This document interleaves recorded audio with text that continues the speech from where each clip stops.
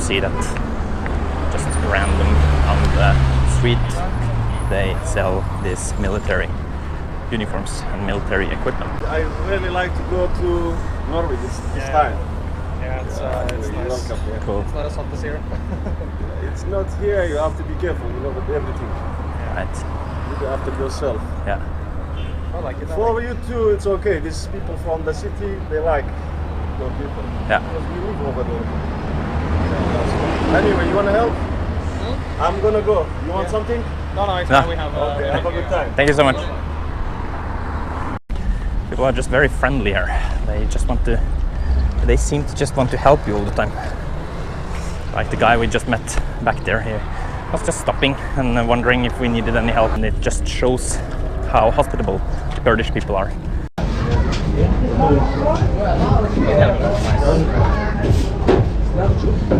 So, first time trying Kurdish kebab.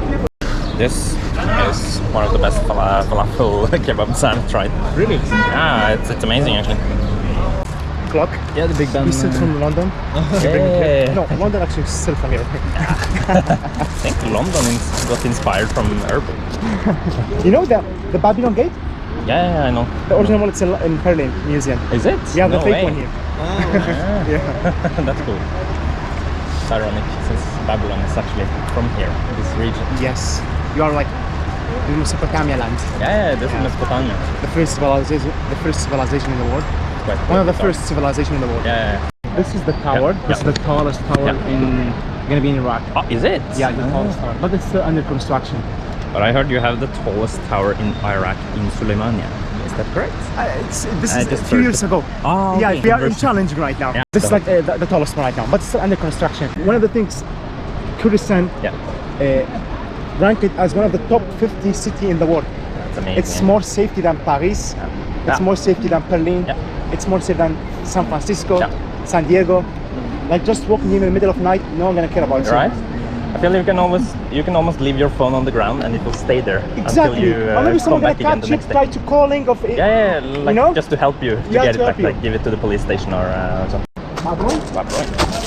Right now we are in Citadel. It's still inhabited because Yeah. still a few families live here. Yeah. And right now it's under the Unesco list. Yeah. So this is the main. Yeah. This is the main street of the Citadel. Yeah. This was the first gate. Yeah. The main first gate. Yeah. Up there. This is the second. Oh, cool. So on the right side, we call it the Sarai district, Yeah. which is used to be for the rich and high-class people Yeah. back in time. Yeah. On the left side, it's called Takian, Yeah. Yeah. used for the middle class Yeah. and poor people. Poor Yeah. with double O. You can see clearly. It's the Kurdish flag, isn't it? Yeah. There is a red, white, green, and sun inside the flag. Yeah. So the red is present for the blood fight always. The white is present for the peace. Yeah. The green for the landscape Yeah. or mountain. Yeah. And the sun inside. You see the sun? Yeah. The sun present for the life. And the sun have a 21 line, which is present for the 21 of March. Yeah. It's our new year. So in Kurdish calendar, right now we are in the future. Right now we are in 2722. Yeah. Not 2022. We are 7th century above you. Oh. So right now we are traveling in future, my man. Is it so you have our own calendar?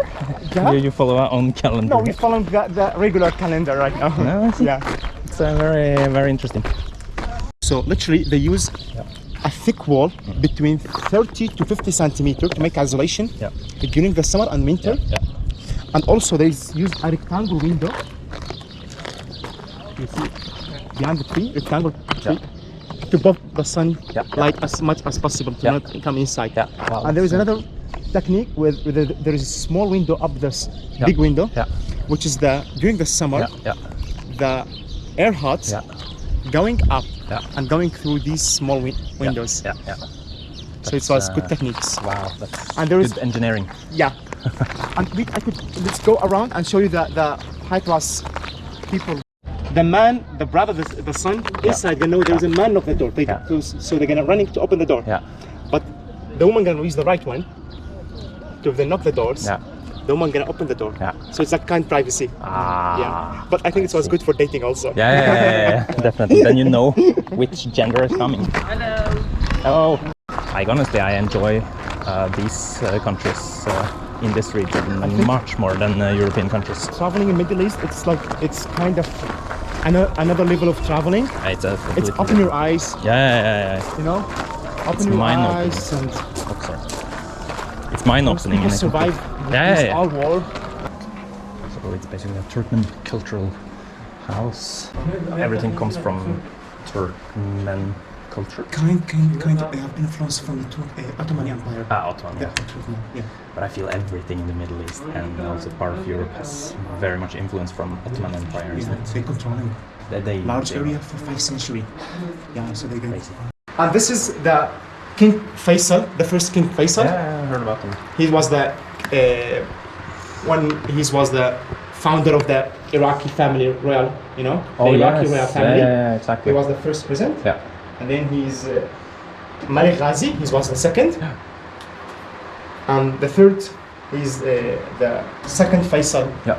He was the grandson of the first Faisal king. Yeah. So during their running the country, they are like running the country as much as possible good. Yeah. But because of some, outside hands. Yeah.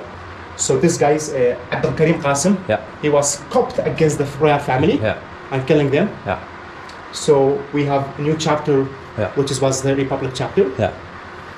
And then the other king, Abdurrahman Arif, with some of his friends, he's copped against Abdul Karim Qasim after 6 years. And the other chapter, Ahmed Hassan al-Bakr, after a few years, copped against Abdurrahman Arif and copped him again. Until we have Saddam Hussein. And he was a bit half smart. When he copped against the last president, and then he decided to killing all his friends, because he say, you help me to cop our friends, so one day you're gonna support each other and cop me. So he removed all his friends and he started to make new friends and running the country with a dictatorship for 37 years. That's crazy. Until now, after that we have Jalal Talabani. What he was the first president. He's from Kurdistan. He's from Kurdistan. He's running Iraq. Amazing. Yeah. Oh, amazing. But Iraq is like the government there. Are they Shia? It's mixed right now. It's a mixed. The parliament, but majority are Shia. They're Shia. Yeah. Sunni and Kurd. Yeah.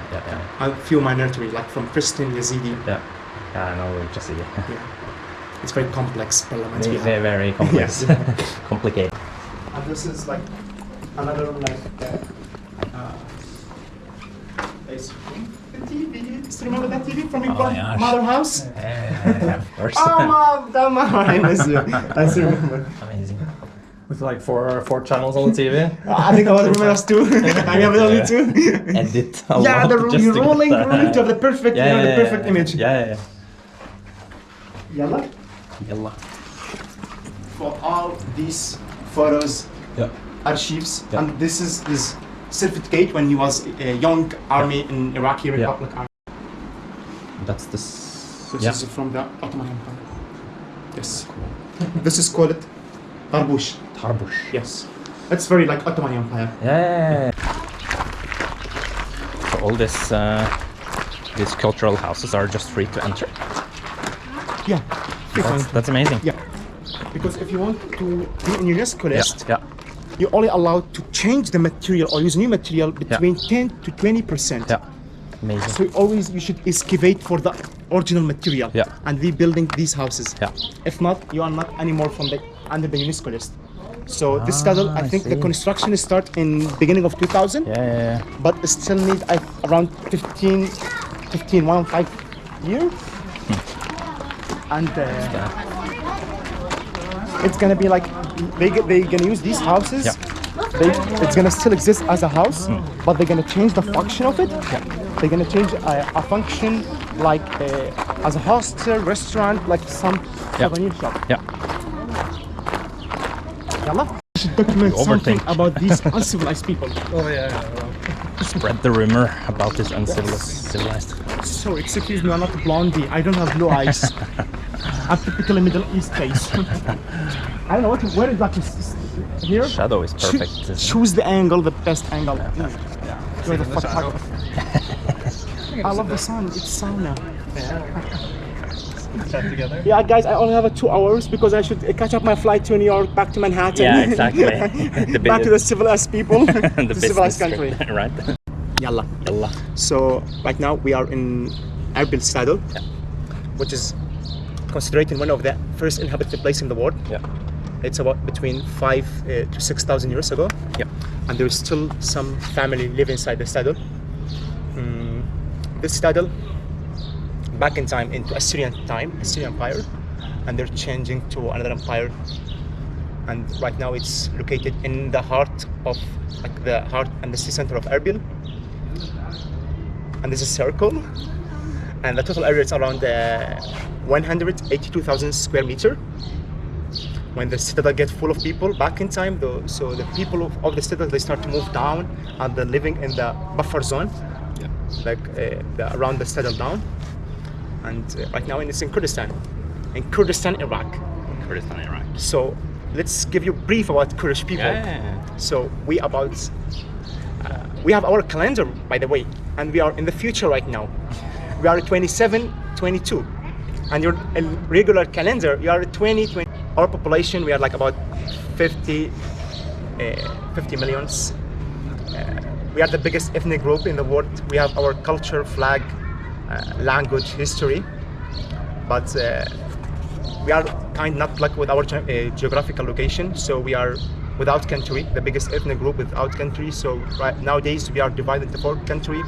In the north, Kurdistan, which is nowadays Turkey, belongs to Turkey. The south of Kurdistan is located in Iraq. The east in Iranian part, and the west it's in Syria. And there is another like small group of Kurdish people. They live between Armenia, Lebanon. You come from Erbil, right?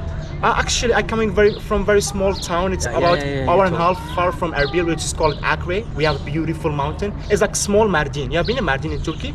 No. It's like very small Mardin. I know about it. Yeah, but I grew up and raised here. Yeah, cool. Yeah. And then you moved to Basra, right?